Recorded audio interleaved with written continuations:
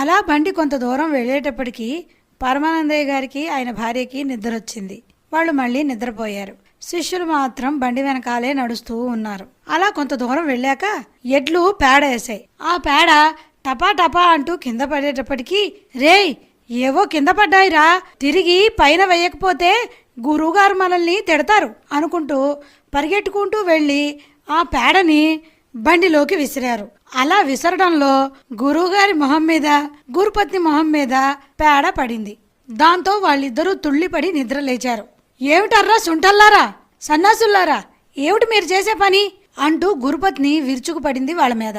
అందుకు శిష్యులు, గురువుగారు మీరే కదండి ఏవైనా కింద పడితే బండిలోకి విసిరేయమని చెప్పారు, మీరు చెప్పిందే కదండి మేం చేశాము అన్నారు వాళ్ళు అమాయకంగా మొహం పెట్టి.